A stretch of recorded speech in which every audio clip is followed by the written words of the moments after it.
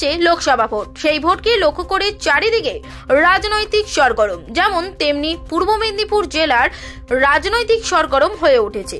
পূর্ব মেদিনীপুর জেলার দুটি লোকসভা কেন্দ্র, একটি তমলুক, অপরটি কাঁথি। এই দুটি লোকসভা খুব গুরুত্বপূর্ণ। তমলুকের লোকসভা একদিকে যেমন হলদিয়া তেমনি কোলাঘাট, অপরদিকে কাঁথি লোকসভা দীঘা থেকে শঙ্করপুর, আবার মন্দারমণি থেকে তাজপুর। প্রথমটি শিল্পনগর, অপরটি পর্যটন। অত্যন্ত তাৎপর্যপূর্ণ দুটি লোকসভা। আবার সেই লোকসভায় যাকে বলা হতো অধিকারীগড়, সেই বিরোধী দলনেতা শুভেন্দু অধিকারীর গড় বলে পরিচিত এই কাঁথি তমলুক এই দুটো লোকসভায় গ্রাম পঞ্চায়েত ভোটে বেশ কিছু গ্রাম পঞ্চায়েত এবং পঞ্চায়েত সমিতি বিজেপি দখল নিয়েছে। সেই কারণে এখন থেকে ময়দানে নেমে পড়েছে তৃণমূল। আর এই তৃণমূলের মূল দায়িত্বে রাজ্য নেতা তন্ময় ঘোষ যে কোনো প্রকারে দুটি লোকসভা তৃণমূলের দখলে আনতে হবে বলে ভোটের ময়দানে নেমে পড়েছেন তন্ময়বাবু। তাহলে কি বোঝা যেতে পারে? দুটি লোকসভা কেন্দ্রে তৃণমূলের কে প্রার্থী হন তা ঠিক করবেন রাজ্যের মুখ্যমন্ত্রী মমতা বন্দ্যোপাধ্যায় এবং রাজ্যের যুব আইকন অভিষেক বন্দ্যোপাধ্যায়। টিকিট যে পাক, তার দিকে নজর না দিয়ে এখন ভোটের ময়দানে জেতার দিকে নক্ষত্র তৃণমূল। সেক্ষেত্রে কাঁথি লোকসভায় তন্ময়বাবু নেমে পড়েছেন সাংগঠনিক কাজে।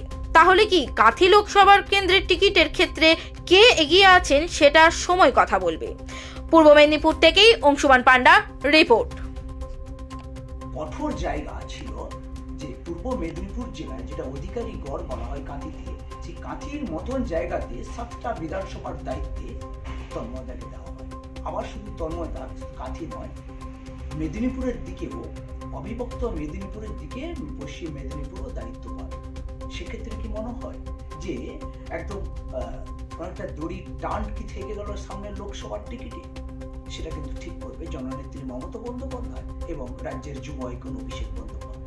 সেক্ষেত্রে তন্ময়দা সব নেতাদের নিয়ে যে রাজনৈতিকের যে গোষ্ঠীদ্বন্দ্ব সেটা কিন্তু অনেকটা কাটিয়ে তুলছে।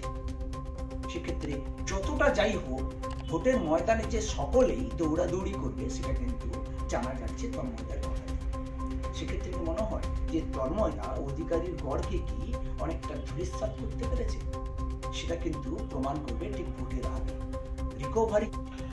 আমি ধন্যবাদ জানাই নেত্রী মমতা বন্দ্যোপাধ্যায়কে, আমার নেতা অভিষেক বন্দ্যোপাধ্যায়কে যে তারা আমাকে কাজ করার সুযোগ দিয়েছেন। আমি আপনাদেরও ধন্যবাদ জানাই, সমগ্র কাঁথিবাসীকে ধন্যবাদ জানাই, কাঁথি সাংগঠনিক জেলার সমস্ত মানুষকে ধন্যবাদ জানাই যে অন্তত তারা এইটা চিন্তা করছেন যে আমি এই পদের জন্য যোগ্য।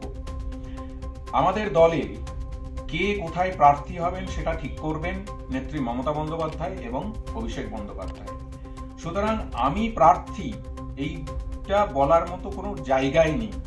আমি এই সংগঠন দেখার দায়িত্বে এটুকু বলতে পারি এবং সেই জন্যই এই লোকসভা দলকে জিতিয়ে উপহার দেওয়াটা আমার কাজ, সেইটুকু আমি করে যাচ্ছি। আপনারা হয়তো জানেন বা জানেন না, আমি ছাত্র রাজনীতি থেকে উঠে এসে দীর্ঘদিন গণ আন্দোলনের সঙ্গে যুক্ত ছিলাম। কর্পোরেটের একটি অত্যন্ত উচ্চ পদে কর্মরত ছিলাম। পৃথিবীর অন্তত 53টা দেশে কাজ করেছি, সারা পৃথিবী ঘুরে বেরিয়েছি।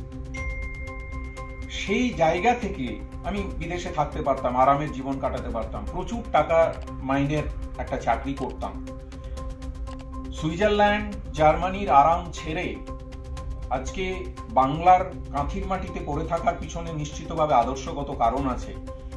যেভাবে ভারতবর্ষের বহুত্ববাদকে, ভারতবর্ষের অন্তরাত্মাকে বিজেপি ধ্বংস করে দেওয়ার চেষ্টা করছে, ভারতবর্ষের সংবিধানকে মুছে ফেলার চেষ্টা করছে, তার বিরুদ্ধে এই ভবিষ্যৎ প্রজন্মকে বাঁচানোর লক্ষ্যে আমার মনে হয় বিজেপির বিরুদ্ধে লড়াই করা আদর্শগতভাবে জরুরি।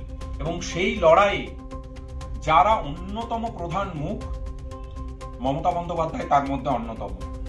যখন মমতা বন্দ্যোপাধ্যায়ের লড়াই দেখে তার সঙ্গে একসঙ্গে লড়ার সুযোগ পায়, তিনি যখন প্রস্তাব আমাকে দেন যে তিনি কাজ করার সুযোগ দিতে চান, আমি আবার ধন্যবাদ জানাই, কৃতজ্ঞতা জানাই আমাদের প্রিয় দিদি মমতা বন্দ্যোপাধ্যায়কে যে তিনি আমাকে নিজের করে নিয়েছেন, তিনি যোগ্য মনে করেছেন। যে সময় দাঁড়িয়ে মনে হয়েছিল যে একটি বিশেষ লোক দল ছেড়ে চলে যাওয়ার জন্য বোধহয় সারা বাংলায় প্রচুর কিছু হয়ে যাবে, আর মূলত এই কাঁথির ভূমিপুত্র হিসাবে বোধহয় কাঁথি শেষ হয়ে যাবে। সেই সব থেকে গুরুত্বপূর্ণ কঠিন জায়গার দায়িত্ব আমার কাঁধে দিয়েছেন নেত্রী মমতা বন্দ্যোপাধ্যায় এবং আমাকে নির্দেশ দিয়েছেন অভিষেক বন্দ্যোপাধ্যায়। আমি কৃতজ্ঞ। আমার সফলতা শুধু সেখানেই থাকবে আমি যদি ওইটুকু করে অভিষেককে এবং দিদিকে উপহার দিতে পারি, আর বাকিটা